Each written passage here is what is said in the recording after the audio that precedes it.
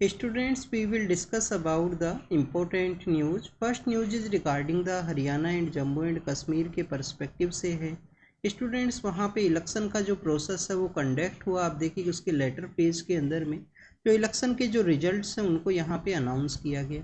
Political parties के द्वारा जो क्लियर मेजॉरिटी है उसको सिक्योर किया गया है, या अलायंस के थ्रू जो पॉलिटिकल पार्टीज़ के द्वारा इलेक्शन को कंटेस्ट किया गया था उनके द्वारा जो क्लियर मेजॉरिटी है उसको यहाँ पे सिक्योर किया गया। स्टूडेंट, जब भी हम इलेक्शन प्रोसेस के बारे में रीड करते हैं तो कुछ आपको यहाँ पे जो बेसिक इन्फॉर्मेशन है वो ज़रूर से पता होना चाहिए। आप देखिए कि मॉडल कोड ऑफ कंडक्ट जैसे ही इलेक्शन का जो शेड्यूल अनाउंस किया जाता है इलेक्शन कमीशन ऑफ इंडिया के द्वारा, स्टूडेंट शेड्यूल के अनाउंसमेंट के साथ ही आपको जो मॉडल कोड ऑफ कंडक्ट का जो इम्प्लीमेंटेशन है वो देखने के लिए मिलता है। अब basically model code of conduct क्या है? पॉलिटिकल पार्टीज़ को यहाँ पे एक लेवल प्लेइंग फील्ड प्रोवाइड करने की रिगार्डिंग में अगर कोई पर्सन यहाँ पे इंडिपेंडेंट वे के रूप से आप देखिए कि इलेक्शन को कंटेस्ट करता है तो उसको किसी तरीके का आप देखिए कि यहाँ पे जब उस कैंडिडेट को किसी तरीके का जो कमी है वो ना रहे, इलेक्शन का जो यहाँ पे लेवल प्लेइंग फील्ड है उसी के रिगार्डिंग में। नेक्स्ट आप देखिएगा, अगर कोई पर्सन यहाँ पे किसी पॉलिटिकल पार्टी का जो टिकट है उसके रूप से कंटेस्ट करता है तो उसको भी यहाँ पे बेसिकली कोई बेनिफिट है वो ना रिसीव हो। तो सभी जो प्लेयर्स हैं सभी के द्वारा जो इलेक्शन कंटेस्ट किया जाता है एक कॉन्स्टिट्यूएंसी के अंदर में या कंप्लीट स्टेट के अंदर में, तो उनको सभी को यहाँ पे जो लेवल प्लेइंग फील्ड है उसको प्रोवाइड करने के रिगार्डिंग में मॉडल कोड ऑफ कंडक्ट आपको देखने के लिए मिलेगा। अब model code of conduct basically क्या है? आप देखिए कि कुछ यहाँ पे जो कैश है उसका भी जो लिमिटेशन है वो लगाया जाता है कि कैश का जो डिस्ट्रीब्यूशन है वो ना किया जाए, यहाँ पे इलेक्शन को जो इन्फ्लुएंस है वो ना किया जाए किसी पर्सन के द्वारा। और भी जो भी यहाँ पे बेनिफिट्स आप देखिए कि वोटर्स रिसीव करते हैं समय समय पे जो मॉडल कोड ऑफ कंडक्ट के द्वारा उनका इम्प्लीमेंटेशन आपको देखने के लिए मिलेगा। आप देखिए कि मॉडल कोड ऑफ कंडक्ट के ही रिगार्डिंग में गवर्नमेंट के द्वारा एक इनिशिएटिव है उसको भी लॉन्च किया गया था, basically election commission of India के द्वारा। उस इनिशिएटिव को हम सी विजिल के नाम से जानते हैं कि सिटीजन्स का ये विजिलेंस है। अगर उनको लगता है कि किसी पर्सन के द्वारा कैश का डिस्ट्रीब्यूशन किया गया तो यहाँ पे सी विजिल के रिगार्डिंग में मॉडल कोड ऑफ कंडक्ट के वायलेशन के पर्सपेक्टिव से जो आप देखिए कि जो उनका प्रॉब्लम है या जो शिकायत है उसको रजिस्टर किया जा सकता है। नेक्स्ट अगर हम बात करें स्टूडेंट्स ये मॉडल कोड ऑफ कंडक्ट की अगर हम हिस्ट्री के पर्सपेक्टिव से डिस्कस करें तो आप देखिए कि इनिशियल फेज के अंदर पॉलिटिकल पार्टीज़ के द्वारा केरल के वहाँ पे इसको अडॉप्ट किया गया था। लेटर फेज के अंदर में इस कम्प्लीटली जो प्रोसेस है उसको इलेक्शन कमीशन ऑफ इंडिया के द्वारा भी अडॉप्ट किया गया।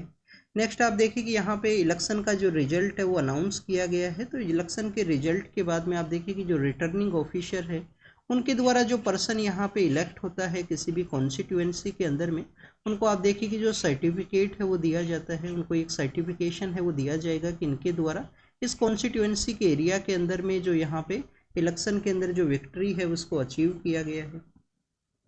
अगर किसी पर्सन के द्वारा लेस देन 1/6% जो वोट्स हैं उनको सिक्योर किया जाता है तो उसका जो डिपॉजिट है जो उसके द्वारा नॉमिनेशन पेपर के समय डिपॉजिट किया गया होगा तो आप देखिए उसको बेसिकली डिपॉजिट ही रख लिया जाता है, उसको वापस से जो रिटर्न है वो नहीं किया जाएगा।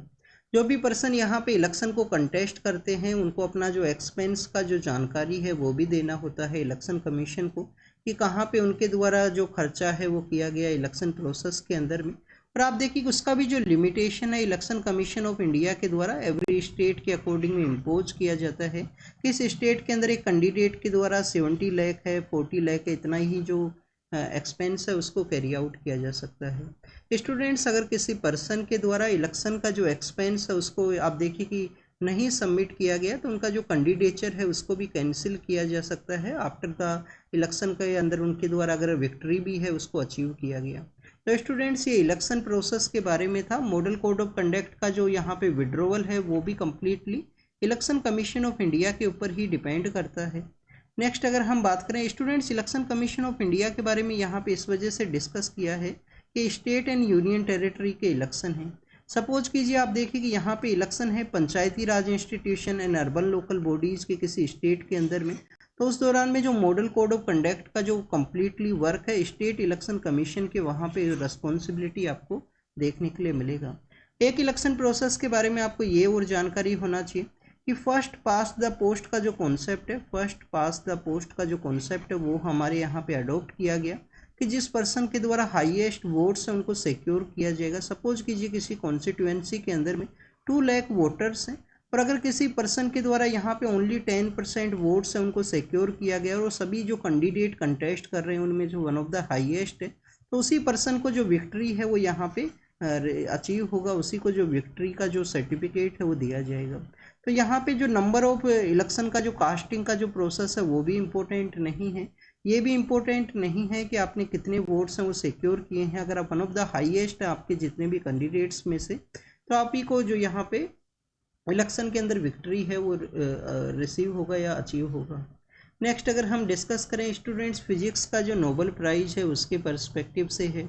आप देखिए कि मशीन लर्निंग के रिगार्डिंग में जो मशीन लर्निंग का जो कॉन्सेप्ट है जिसके अंदर आर्टिफिशियल जो न्यूरल नेटवर्क है जिसको किस तरीके से डेवलप किया जाए, उसी के रिगार्डिंग में 2 इम्पोर्टेंट यहाँ पे साइंटिस्ट है। एक साइंटिस्ट का नेम है जॉन होपफील्ड है, अदर साइंटिस्ट का नेम है जियोफ्रे हिंटन है।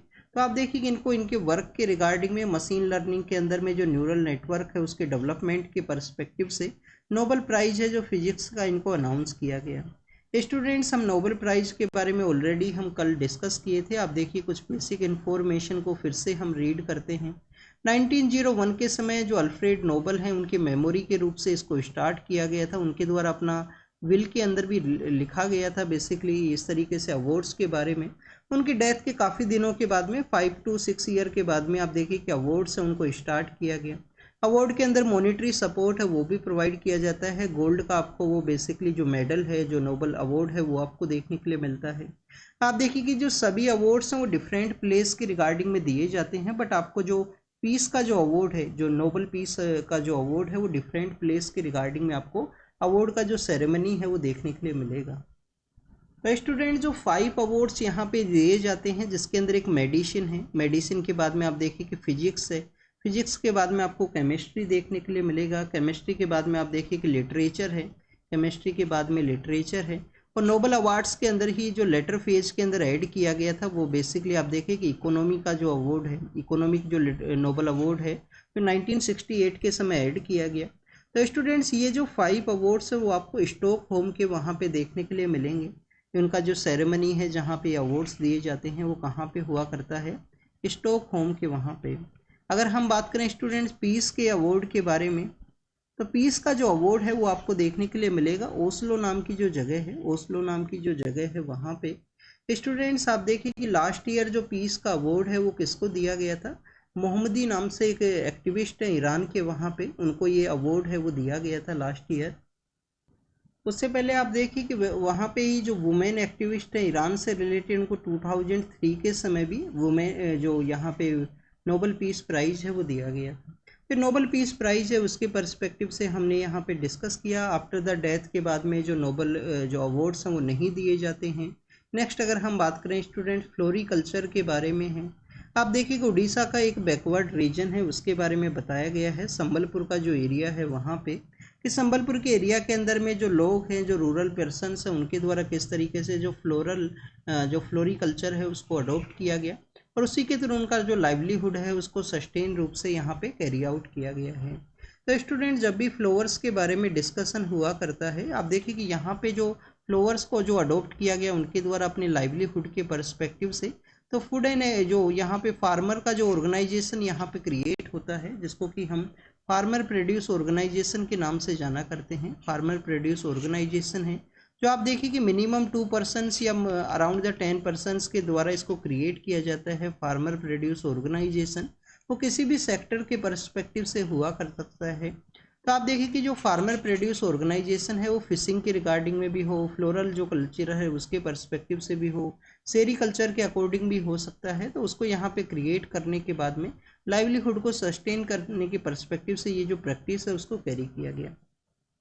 अब आप देखिए क्या यहाँ से कोई क्वेश्चन पूछा जाएगा, क्वेश्चन आपसे नहीं पूछा जाएगा। जस्ट एज ए अल्टरनेटिव एक सोर्स के बारे में बताया गया है आपको यहाँ पे कि सपोज कीजिए आपसे एग्रीकल्चर से रिलेटेड क्वेश्चन पूछ लिया गया एग्जाम के अंदर में कि किस तरीके से यहाँ पे हमारे यहाँ पे आप देखिए कि हमारे जो प्राइम मिनिस्टर सर हैं उनके द्वारा 2014 के समय एग्रो फॉरेस्ट्री है उसको भी अडोप्ट किया गया था कि जो फार्मर्स हैं उनके द्वारा उनका जो मेड हुआ करता है, जो कॉर्नर हुआ करते हैं उनकी एग्रीकल्चर फील्ड के, वहाँ पे किसी ट्री को प्लांट किया जाए, स्पेशली जो गर्ल चाइल्ड का अगर वहाँ पे बर्थ हुआ है, और समय के बाद में आप देखिए कि उन जो ट्री है उनको सेल किया जाए, जिससे कि यहाँ पे एक अल्टरनेटिव लाइवलीहुड है वो यहाँ पे जनरेट हो सके। तो अल्टरनेटिव लाइवलीहुड के कुछ सेक्टर्स हैं बेसिकली एग्रीकल्चर के रिगार्डिंग में।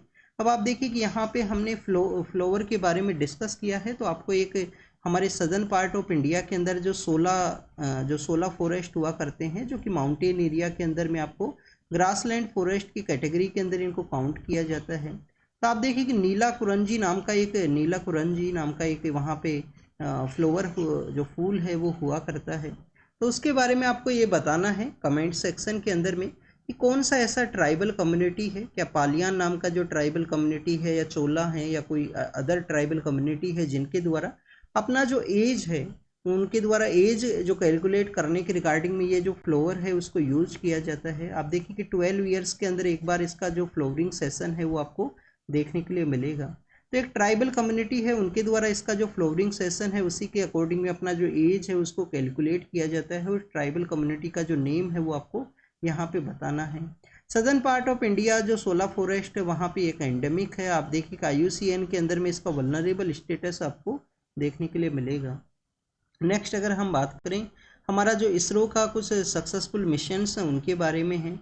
आप देखिए कि स्टूडेंट 2017 के समय में 104 जो यहाँ पे सैटेलाइट्स हैं उनको लॉन्च किया गया था PSLV C-37 के थ्रू में। तो उसका जो अपर स्टेज है रिटर्न का उसको बताया गया है कि जल्दी वो रिटर्न वापस आएगा यहाँ पे अर्थ के रिगार्डिंग में। नेक्स्ट आप देखिए कि क्या ये न्यूज़ हमारे एग्जाम के पर्पज़ से इम्पोर्टेंट है, न्यूज़ इम्पोर्टेंट नहीं है, बट आप देखिए कि इसरो का आपको वन ऑफ द सक्सेसफुल जो आपको इनिशिएटिव्स हैं वो देखने के लिए मिलते हैं कि कैसे उनके द्वारा जो स्पेस डिप्लोमेसी है, प्रेजेंट समय में आपको स्पेस जो डिप्लोमेसी है वो देखने के लिए मिलती है कि हमारे इसरो के द्वारा काफ़ी सारे ऐसे कंट्रीज हैं जिनके द्वारा सैटेलाइट को लॉन्च नहीं किया जा सकता है, उनकी सैटेलाइट का एक लॉन्चिंग आपको देखने के लिए मिलता है। वन ऑफ द लोएस्ट आप देखिए कि काफ़ी कम पैसे के अंदर में इनके द्वारा जो प्रोजेक्ट्स हैं उनको सक्सेसफुल वे के अंदर में यहाँ पे लॉन्च किए गए हैं, सक्सेस उनके द्वारा अचीव किया गया है। तो सक्सेस रेट इसरो का आपको देखने के लिए मिलेगा। आप मेंस के आंसर्स के अंदर में जब भी साइंस का या स्पेस डिप्लोमेसी आप IR के आंसर्स के अंदर में कोट कर सकते हो, क्योंकि स्पेस डिप्लोमेसी ऐसा एक सेक्टर है जैसे सार्क से रिलेटेड कोई एरिया है तो आप स्पेस डिप्लोमेसी को भी एक पॉइंट के रूप से लिख सकते हो कि यहाँ पे इंडिया के इसरो के द्वारा सार्क का जो सैटेलाइट है उसको लॉन्च करना हो, समय समय पे कंट्रीज का जो स्पेस के रिगार्डिंग में आपको कोऑपरेशन देखने के लिए मिलेगा। तो आप देखिए कि इसरो का एक सक्सेसफुल स्टोरी है। नेक्स्ट अगर हम बात करें कोल के जो फायर पावर जो प्लांट्स हैं उनके फेज आउट के बारे में है, जैसे UK के द्वारा जो सनसेट क्लोज है, जो सनसेट है उसको अचीव किया गया है, यहाँ पे इंडिया को क्या लेसन सीखने का ज़रूरत है इस कंप्लीट प्रोसेस के रिगार्डिंग में। तो स्टूडेंट्स अगर हम डिस्कस करें यूके बेसिकली यूनाइटेड किंगडम है। आप देखिए कि यूनाइटेड किंगडम के द्वारा जो कोल का जो फेज आउट है उसको ग्लोबली वे में यहाँ पे अचीव किया गया है। आप देखिए कि 2015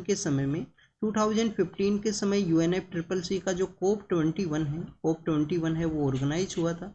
उसी के अंदर पेरिस के अंदर ये ऑर्गेनाइज हुआ था। इंडिया के द्वारा क्या लॉन्च किया गया था COP21 के अंदर में, इंटरनेशनल सोलार अलायंस। और ओनली आप देखिए कि ऐसा इंटरनेशनल ऑर्गेनाइजेशन है जिसका हेडक्वार्टर कहाँ पे है, हरियाणा के अंदर जो गुरुग्राम है, जो गुड़गांव है उसको प्रेजेंट समय में गुरुग्राम के नाम से हम जाना करते हैं। तो आप देखिए कि इंटरनेशनल सोलर अलायंस का जो हेडक्वार्टर है वो यहाँ पे आपको देखने के लिए मिलेगा। स्टूडेंट्स इनिशियल फेज के अंदर इसका एक लिमिटेशन भी हुआ करता था कि हमारा ये जो अर्थ है, सपोज कीजिए अर्थ है, इक्वेटर है, ट्रॉपिक ऑफ कैंसर है, कैप्रिकॉर्न है, तो यहाँ पे जो कंट्रीज हैं जो यहाँ पे कम्प्लीटली इस एरिया के अंदर में हो, या आप देखिए कि पार्सली इस एरिया के अंदर हो, उन्हीं को मेंबर बनाया गया था। बाद में मेंबरशिप के रिगार्डिंग में सभी लोगों के लिए उसको ओपन किया गया है। तो इंटरनेशनल सोलर अलायंस को इंडिया के द्वारा उस समय प्रमोट किया गया था रिन्यूएबल एनर्जी के पर्सपेक्टिव से। इंडिया फ्रांस के द्वारा उसको उस समय में आप देखिए कि प्रमोट किया गया बोथ कंट्रीज के द्वारा। 15 के ही उस समिट के दौरान में COP21 के दौरान में एक पेरिस प्लेज है वो भी आपको देखने के लिए मिलेगा। पेरिस प्लेज बेसिकली क्या है, किस रिगार्डिंग में ये जो प्रतिज्ञा है वो लिया गया था। बेसिकली आप देखिए कि प्लेज वहाँ पे लिया गया कि हमें जो कोल बेस्ड जो फायर पावर प्लांट्स हैं उनको यहाँ पे फेज आउट करना है। जो हमारा यहाँ पे जो जीरो एमिशन का जो टारगेट है 2025 तक हमें अचीव करना है, ऐसे कुछ प्लज हैं वो लिए गए थे। बट आप देखिए कि इंडिया के द्वारा बताया जाता है कि डेवलप्ड कंट्रीज के द्वारा डेवलपमेंट है उसको अचीव किया गया है। हम अभी यहाँ पे जो डेवलपिंग स्टेज के अंदर में है, तो हमें इस जो स्टेटस है उसको अचीव करना है। उसके रिगार्डिंग में आप देखिए कि हर एक कंट्री के पर्सपेक्टिव से डिफरेंट डिफरेंट वे के अंदर जो रिलैक्सेशन है वो यहाँ पे प्रोवाइड किया जाए। नेक्स्ट अगर हम डिस्कस करें स्टूडेंट्स, यूनाइटेड किंगडम के ही वहाँ पे आप देखिए कि 1952 के समय आपको ग्रेट स्मोक का एक जो डिजास्टर सिचुएशन है वो देखने के लिए मिलती है कि वहाँ पे स्मोक का जो सिचुएशन है, जैसे हमारे दिल्ली के यहाँ पे आप देखिए कि जो विंटर के सेशन के दौरान में कैसे एयर क्वालिटी है वो डिक्लाइन होता है। दिल्ली एंड नॉर्दर्न एरिया के कुछ सिटीज़ हैं वहाँ पे। तो स्टूडेंट्स लंदन के वहाँ पे 1952 के समय स्मोक का जो डिजास्टर एक्टिविटी है उसको देखने के लिए मिला था। उसी के बाद में 1956 के समय वहाँ पे क्लीन एयर का जो एक्ट है वो इस्टेब्लिशमेंट के अंदर में आता है। और स्टूडेंट्स उसके लेटर फेज के अंदर आपको देखने के लिए मिलेगा कि 1965 के समय जो नेचुरल गैस है उसको डिस्कवर किया गया था नॉर्दर्न सी के वहाँ पे। तो आप देखिए कि नेचुरल गैस का वहाँ पे डिस्कवरी होता है, क्लीन एयर के रिगार्डिंग में जो एक्ट है वो इस्टेब्लिशमेंट के अंदर में आता है। तो धीरे धीरे वहाँ पे जो फेज आउट का जो सिस्टम है वो स्टार्ट किया गया। फेज आउट का जो सिस्टम है वो स्टार्ट किया गया। अभी आप देखिए कि 2021 के समय ग्लासगो के अंदर जो मीटिंग वहाँ पे हुआ था कोप का, UNFCCC का जो पार्टीज़ का जो मीटिंग हुआ, तो आप देखिए कि ग्लासगो मीटिंग के अंदर में यहाँ पे जो कोल बेस्ड जो प्रोडक्ट्स हैं या कोल बेस्ड जो फायर पावर प्लांट्स हैं उनको बेसिकली फेज आउट का जो सिस्टम है वो अडॉप्ट करने के बारे में डिस्कस किया गया था। इंडिया के द्वारा उसको अपोज करते हुए फेज डाउन का जो कॉन्सेप्ट है इंडिया एंड चाइना के द्वारा उसको अडॉप्ट करने के बारे में कहा गया। पर आप देखिए कि इंडिया के द्वारा 2070 है उसको टारगेट ईयर रखा गया है कि 2070 तक हमें यहाँ पे कार्बन न्यूट्रलिटी है उसको अचीव करना है। चाइना का जो टारगेट है वो 2050 है कि जब तक उनको जो कार्बन न्यूट्रलिटी है उसको यहाँ पे अचीव करना है। नेक्स्ट अगर हम डिस्कस करें स्टूडेंट्स, इंडिया प्रेजेंट समय के अंदर आप देखिए कि one of the third largest जो कार्बन का एमिटर है यूएसए एंड चाइना के बाद में, यूएस एंड चाइना के बाद में इंडिया आपको थर्ड लार्जेस्ट आप देखिए कि जो कार्बन का जो एमिटर है वो आपको देखने के लिए मिलेगा। बट स्टूडेंट्स अगर हम इंडिया का पॉपुलेशन के बारे में डिस्कस करें, जिस तरीके से हमारा पॉपुलेशन है, तो पर कैपिटा वे में आपको वन ऑफ द आप देखिए कि काफ़ी कम आपको इंडिया का जो कार्बन एमिशन है वो देखने के लिए मिलता है। तो आप देखिए कि यूके के वहाँ पे पॉपुलेशन भी काफ़ी कम है बट एमिशन भी काफ़ी अधिक है। तो इंडिया का जो पर कैपिटा के रिगार्डिंग में इंडिया का जो एमिशन लेवल है वो वर्ल्ड के आप अकॉर्डिंग आपको हाफ है वो देखने के लिए मिलेगा। अगर हम कोल बेस्ड जो पावर प्लांट्स हैं उनके बारे में डिस्कस करें तो 1882 के समय आप देखिए कि यूके के वहाँ पे जो फर्स्ट प्लांट है उसको इस्टेब्लिश किया गया था। इंडिया के अंदर आप देखिए कि जो रानीगंज कोल फील्ड है, रानीगंज का जो कोल फील्ड का एरिया है वहाँ पे 1774 के समय जो कोल है उसको डिस्कवर किया गया वहाँ पे। हमारा जो फर्स्ट प्लांट के बारे में अगर हम डिस्कस करें तो आप देखिए कि निज़ाम का जब रूल हुआ करता था 1920 के समय में, हैदराबाद एंड सिकंदराबाद नाम का जो सिटी है हैदराबाद के ही नियर बाई एरिया के अंदर में, तो आप देखिए कि वहाँ पे हुसैन सागर जो कोल बेस जो प्लांट है उसको इम्प्लीमेंट किया गया था, उसको लगाया गया था। नेक्स्ट अगर हम बात करें उसके लेटर फेज के अंदर आपको ट्रोम्बे का एरिया है, बॉम्बे के नियर बाई के अंदर जो ट्रोम्बे है, और आप देखिए कि डिफरेंट डिफरेंट एरियाज़ के अंदर जो प्लांट है उनको सेटअप किया गया। इंडिया प्रेजेंट समय में जो इलेक्ट्रिसिटी है वो भी यहाँ पे जो कोल बेस जो फायर पावर प्लांट्स हैं उनका जो एनर्जी है उसको एक्सपोर्ट भी किया जाता है। श्रीलंका है और भी काफ़ी सारे कंट्रीज है जहाँ पे इंडिया के द्वारा इसको एक्सपोर्ट किया जाएगा। तो आप देखिएगा अब यहाँ पे बेसिकली ये बताया गया है कि 2030 एंड 35 का वो समय है जब इंडिया का कोल बेस जो पावर प्लांट्स हैं उनका मैक्सिमम जो पीक है वो आपको देखने के लिए मिलेगा। और हमारे पास में एक प्रेजेंट समय में 45 ईयर्स का वो समय है कार्बन न्यूट्रलिटी को जो हमें 2070 तक अचीव करना है। तो आप देखिए कि यहाँ पे क्या किया जाए, कम्युनिटी बेस्ड जो प्रोग्राम्स हैं उनको चलाया जाए, यहाँ पे रिन्यूएबल एनर्जी है उसके ऊपर डिपेंडेंस है उसको इंक्रीज किया जाए, और आप देखिए कि जो कैपेसिटी बिल्डिंग है वो गवर्नमेंट के द्वारा यहाँ पे कैरी आउट किया जाए जिससे कि हम भी यहाँ पे 2070 का जो टारगेट है उसको अचीव कर सके। यहाँ पे कोल बेस्ड जो फायर पावर प्लांट्स हैं उनको कम्प्लीटली वे में फेज आउट किया जा सके इंडिया के द्वारा। तो स्टूडेंट्स ये बेसिकली कोल बेस जो फायर पावर प्लांट्स हैं उनके बारे में इंडिया का जो जर्नी है उन सभी के बारे में हमने डिस्कस किया। आप देखिए कि जब हमने यहाँ पे फिजिक्स का ये डिस्कस किया था तो एक टॉपिक नहीं यहाँ पे डिस्कस किया था। टॉपिक ये नहीं डिस्कस किया था कि फर्स्ट इंडियन कौन पर्सन है जिनको कि फिजिक्स का जो नोबेल प्राइज है वो दिया गया था। तो आप देखिए कि स्टूडेंट सीवी रमन है। सीवी रमन को कब दिया गया था? 1930 के समय में सीवी रमन के द्वारा रमन इफेक्ट है उसको यहाँ पे डिस्कवर किया गया था। रमन इफेक्ट जो आपको ऑप्टिक्स के पर्सपेक्टिव से देखने के लिए मिलता है, फिजिक्स के अंदर जो ऑप्टिक्स का जो पार्ट हुआ करता है। नेक्स्ट अगर हम बात करें स्टूडेंट सीवी रमन का जो रमन इफेक्ट का जो डिस्कवरी है उसी के रिगार्डिंग में हमारी कंट्री के अंदर जो साइंस डे है उसको भी सेलिब्रेट किया जाता है। साइंस डे कब सेलिब्रेट होता है? 28 फरवरी को। 28 फरवरी को हम साइंस डे को सेलिब्रेट करते हैं। अभी आप देखिए कि इसरो के बारे में हमने डिस्कस किया। इसरो का ही जो चंद्रयान 3 मिशन का जो सक्सेस है उसको हमारी गवर्नमेंट के द्वारा 23 जो अगस्त का जो दिन है 23 अगस्त का जो दिन है उसको किस रूप से सेलिब्रेट किया गया? स्पेस डे के रूप से। तो स्टूडेंट्स ये आपको science day, CV Raman sir, इन सभी के बारे में पता होना चाहिए। और 28 फरवरी है जो साइंस डे के रूप से हम सेलिब्रेट करते हैं। 23 अगस्त है जो कि स्पेस डे है। नेक्स्ट अगर हम बात करें इंडिया का जो पैलेस्टाइन है उसके रिगार्डिंग में जिस तरीके का जो जर्नी है उन सभी के बारे में डिस्कस किया गया है। इजराइल स्टेट क्रिएशन को उस समय कंडेम भी किया गया था इंडिया के द्वारा। पैलेस्टाइन के साथ में आप देखिए कि हमारा यहाँ पे डीहाइफनेशन का जो पॉलिसी है उसको अडॉप्ट किया गया है कि इजराइल अगर हमारे पॉलिटिकल लीडर विजिट करेंगे तो कोई ज़रूरी नहीं है कि उनके द्वारा पैलेस्टाइन का जो एरिया है वहाँ पे भी विजिट किया जाए। नेक्स्ट अगर हम डिस्कस करें स्टूडेंट्स, आप देखिए कि पैलेस्टाइन का जो यहाँ पे मूवमेंट है या उनका जो डिमांड है उसको इंडिया के द्वारा हमेशा एंडोर्स किया गया है। 1974 के समय जो पीएलओ है, पैलेस्टाइन लिबरेशन ऑर्गेनाइजेशन है, उसको इंडिया फर्स्ट कंट्री है जिसके द्वारा उसको आप देखिए कि उसको रिकॉग्नाइज किया गया था। पीएलओ को रिकॉग्नाइज किया गया था इंडिया के द्वारा 1974 के समय। फर्स्ट नॉन अरब कंट्री है इंडिया जिसके द्वारा इसको रिकॉग्नाइज किया गया। आप देखिए कि पैलेस्टाइन एक नॉन स्टेट एक्टर है, यूएन के वहाँ पे स्टेट नहीं है। तो यूएन का जो बेसिकली जो कोर्ट प्राइमाइस है, जो उसका बिल्डिंग एरिया है जहाँ पे पैलेस्टाइन का जो फ्लैग है उसको लगाया जा सके, पैलेस्टाइन को यूनेस्को के अंदर में एंट्री दिया जा सके, तो इंडिया के द्वारा समय समय पे ये जो प्रपोजल्स हैं उसको एंडोर्स किया गया है। और इंडिया का बेसिक मैंडेट यही है कि पीसफुली वे में जो ये कन्फ्लिक्ट है, जो इनका यहाँ पे डिफरेंसेस हैं उसको रिजोल्व किया जा सके।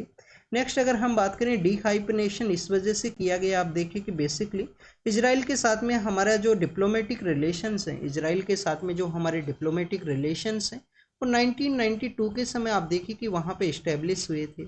1992 के समय इंडिया एंड इजराइल के रिलेशंस इस्टेब्लिश हुए। इजराइल का क्या इंपॉर्टेंस है जो इंडिया यहाँ पे आप देखिए कि अडोप्ट कर सकता है।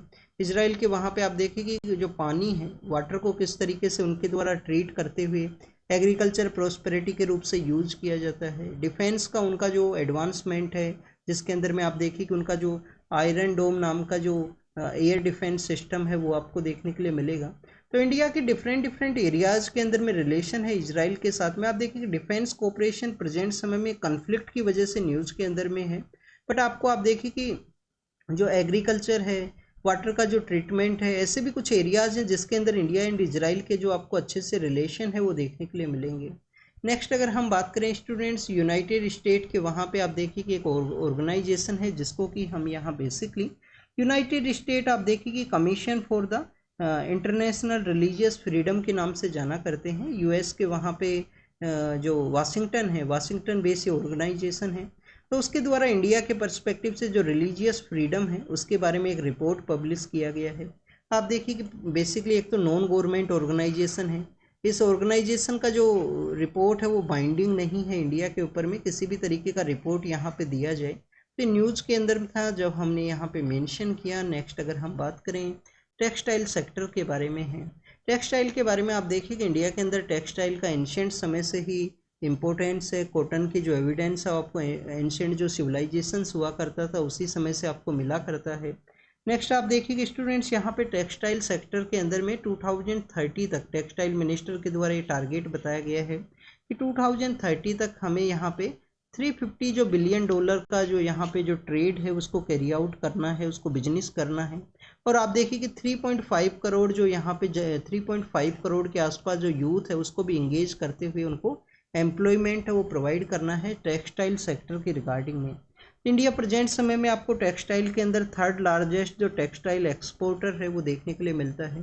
आप देखिए किसी भी सेक्टर के रिगार्डिंग में अगर हम रीड करेंगे तो इंडिया के अंदर प्रोडक्शन तो काफ़ी अच्छा रहेगा, बट इंडिया का जो पर्सनल जो डोमेस्टिक कंजप्शन का जो डिमांड है, क्योंकि पॉपुलेशन हाई है, खुद का ही जो आप देखिए कि कंजप्शन डिमांड है, तो इस वजह से एक्सपोर्ट के अंदर इंडिया का जो आप देखिए कि जो कंट्रीब्यूशन है या जो शेयर परसेंटेज है वो आपको काफ़ी कम देखने के लिए मिलता है।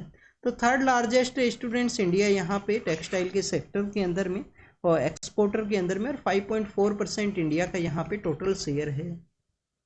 कॉटन काफ़ी अच्छा आप देखिए उगता है, टेक्सटाइल का काफ़ी अच्छी इंडस्ट्रीज इंडिया के अंदर में है एंशियंट समय से ही। तो टेक्सटाइल आप देखिए कि टेक्सटाइल को ही देखते हुए टेक्सटाइल कैपिटल अहमदाबाद को भी अहमदाबाद को यहाँ पे जो मैनचेस्टर ऑफ इंडिया के रूप से भी जाना करते हैं। तो आप देखिए कि ये टेक्सटाइल के बारे में हमने यहाँ पे डिस्कस किया। टेक्सटाइल के पर्सपेक्टिव से आपको हैंडलूम के बारे में भी पता होना चाहिए। 7 अगस्त का जो डे है, जिस स्वदेशी मूवमेंट के ही रिगार्डिंग में उसको हैंडलूम डे के रूप से सेलिब्रेट किया गया। यूपीएससी के द्वारा ये क्वेश्चन भी पूछ लिया गया था। और आप देखिए कि 2016 के समय जो हैंडलूम डे है उसको बेसिकली गवर्नमेंट के द्वारा अडॉप्ट किया गया था कि 7 अगस्त को हम सेलिब्रेट करेंगे एज ए हैंडलूम डे के रूप से। स्टूडेंट्स रिसेंटली आप देखिए कि फ्यूचर का जो समिट है वो यूएन के वहाँ पे ऑर्गेनाइज हुआ। उस फ्यूचर समिट के अंदर में जो सस्टेनेबल डेवलपमेंट गोल्स हैं उनको किस तरीके से डिजिटल वे में ट्रैकिंग करना है, तो उसके रिगार्डिंग में एक ग्लोबल डिजिटल कंपैक्ट है उसको कैरी आउट किया गया था। अब ग्लोबल डिजिटल कंपैक्ट यही है कि कंट्रीज एक दूसरे के साथ में कनेक्टेड हैं। एसडीजी का जो टारगेट है हमारे यहाँ पे 2030 के समय उनको अचीव करना है। क्या स्टूडेंट्स हम अचीव कर पाएंगे? ये काफ़ी ज़्यादा डिफ़िकल्ट टास्क भी है, क्योंकि आप देखिए कि कोविड की वजह से जो डिस्टर्बेंस क्रिएट हुआ, यहाँ पे भी टेक्सटाइल सेक्टर के रिगार्डिंग में यही कहा गया है कि जो स्लो डाउन है जो कोविड की वजह से हुआ था, जिसकी वजह से जो टेक्सटाइल सेक्टर है वो प्रेजेंट समय में स्ट्रगलिंग फेज के अंदर में है। इम्पोर्ट ड्यूटी लगा दिया गया। आप बाहर से जो देखिए कि यहाँ पे टेक्सटाइल के अंदर में जो यार्न आया करता था उसके ऊपर इम्पोर्ट ड्यूटी लगाया गया है, जिससे कि डोमेस्टिक का जो प्राइस है वो काफ़ी ज़्यादा हाई हुआ है। तो टेक्सटाइल सेक्टर का कोविड के ऊपर इम्पैक्ट है, एसडीजी गोल्स का जो कोविड का इम्पैक्ट है, उन सभी के बारे में यहाँ पे डिस्कस किया गया। स्टूडेंट्स आई के अंदर में आप देखिए कि बैक्टीरियल इन्फेक्शन के रिगार्डिंग में एक यहाँ पे एक आप देखिए कि डिजीज है, तो उसके बारे में बताया गया है जिसको कि हम ट्रेचोमा के नाम से जाना करते हैं। तो स्टूडेंट ट्रोकोमा के बारे में आपको ये पता होना चाहिए कि जो WHO है, वर्ल्ड हेल्थ ऑर्गेनाइजेशन है, उसके द्वारा यहाँ पे रिकॉग्नाइज किया गया कि इंडिया के द्वारा इस बैक्टीरियल जो इन्फेक्शन है आईज को जो इम्पैक्ट करता है ट्रैकोमा, उसको इंडिया के द्वारा एलिमिनेट किया गया है। दादा साहेब फाल्के पुरस्कार है, नेशनल अवार्ड्स हैं जो कि दिल्ली के अंदर दिए जाते हैं। आप देखिए कि ये जो शर्मिला टैगोर मैम हैं, जो आपको हमारा जो मूवी इंडस्ट्रीज है उसके रिगार्डिंग में आपको देखने के लिए मिलते हैं। नेक्स्ट अगर हम डिस्कस करें तो आप देखिए कि ये हमारे जो मिथुन दा हैं, मिथुन दा को अभी रिसेंटली उनका मूवी सेक्टर के अंदर में जो कंट्रीब्यूशन के रिगार्डिंग में जो हाईएस्ट अवार्ड है दादा साहिब फाल्के पुरस्कार, वो इनको दिया गया है। दादा साहिब फाल्के अवार्ड इनको अनाउंस किया गया है। तो आप देखिए लाइफ टाइम अचीवमेंट के रिगार्डिंग में है, दादा साहिब वो पर्सन है जिनके द्वारा फर्स्ट जो मूवी था हरीशचंद्र, उसको आप देखिए कि बनाया गया था उनको, उन्हीं के द्वारा। नेक्स्ट अगर हम बात करें स्टूडेंट्स आसियान के बारे में है। आप देखिए आसियान के अंदर में 3 इयर्स के बाद में जो म्यांमार है उसको उसके रिप्रेजेंटेटिव को ऐड किया गया है। आसियान बेसिकली क्या है? संघाई 5 के जो कंट्रीज हैं, 5 कंट्रीज हैं जिनको बैंकॉक डिक्लेरेशन के द्वारा 5 कंट्रीज के द्वारा आप देखिए कि ग्रुप बनाया गया। बाद में और भी कंट्रीज यहाँ पे ज्वाइन करते हैं। Association of south east Asia के जो कंट्रीज हैं उनका, म्यांमार भी इसका पार्ट है। आप देखिए कि कंट्रीज को हम एक बार याद करते हैं, आसियान के जो कंट्रीज हैं उनको हम याद करते हैं। तो आपको याद रखना है, एम से आप यहाँ पे मलेशिया है, बी से आप देखिए कि आपको जो म्यांमार का जो अर्लियर नेम है बर्मा, उसको आपको याद करना है। बी से फिर ब्रुनई है, फिर आप देखिए कि यहाँ पे सिंगापुर है, फिलीपाइंस है, फिलीपाइंस के अलावा थाईलैंड है, वियतनाम है, लाओस है, इंडोनेशिया है और कंबोडिया है। ये 10 कंट्रीज है जिनका कि यहाँ पे आसियान के नाम से जाना करते हैं। आसियान एंड इसके साथ में आप देखिए कि कुछ और कंट्रीज के साथ में मिलके यहाँ पे जो एक फ्री ट्रेड एग्रीमेंट है RCEP, उसको भी कैरी आउट किया गया था। बट इंडिया के द्वारा RCEP से आप देखिए कि एग्जिट है वो किया गया 2019 के समय में, क्योंकि इंडिया को लगा कि हमारा जो डेयरी इंडस्ट्री है डोमेस्टिक का, वो इम्पैक्ट हो सकता है।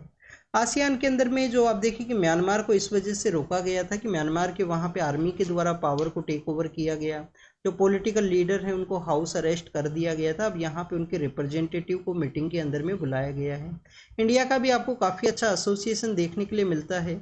आप देखिए कि इंडिया यहाँ पे जो ईस्ट एशिया समिट है उसका भी पार्ट है। नेक्स्ट अगर हम बात करें श्रीलंका के अंदर, आप देखिए कि 2019 के समय में ईस्टर का जो फेस्टिवल है अप्रैल के समय में, उस दौरान में वहाँ पे बॉम्बिंग देखने के लिए मिला था। तो बॉम्बिंग के रिगार्डिंग में जो न्यू वे के अंदर इन्वेस्टिगेशन है उसको कैरी आउट किया जाएगा श्रीलंका के वहाँ पे।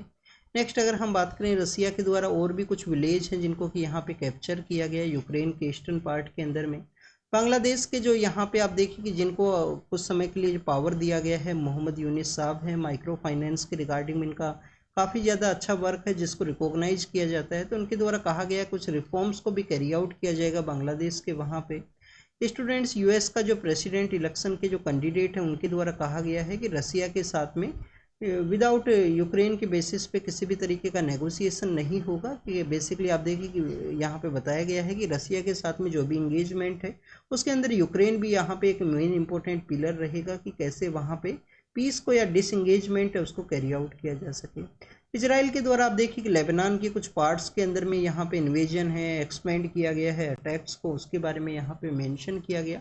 और एक न्यूज़ बेसिकली अर्जेंटीना के पर्सपेक्टिव से था। अर्जेंटीना को आप देखिए कि जो ब्रिक्स का जो मेंबर है वो ऐड किया गया था, बट न्यू पॉलिटिकल पर्सन वहाँ पे जब पावर के अंदर आए तो उनके द्वारा ब्रिक्स का जो मेंबरशिप है उससे विड्रॉल कर लिया गया।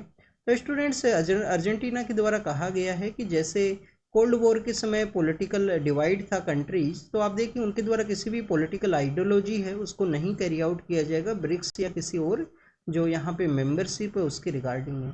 तो student, this is all the information related to the today's newspaper. आप इसको रीड कीजिए, रिवाइज कीजिए, कमेंट सेक्शन के अंदर पार्टिसिपेट जरूर से कीजिए जिससे कि आप बेटर वे में यहाँ पे बार बार याद रख सको। होमवर्क आपको ये एक ही दिया गया है यहाँ पे कि जो नीला कुरंजी नाम का जो फ्लोवर है उसके कौन सा ट्राइबल कम्युनिटी है जिनके द्वारा पॉपुलेशन को यहाँ पे अपना कैलकुलेट किया जाता है उस फ्लोवर का जो फ्लोवरिंग समय है उसके रिगार्डिंग। तो थैंक यू स्टूडेंट्स।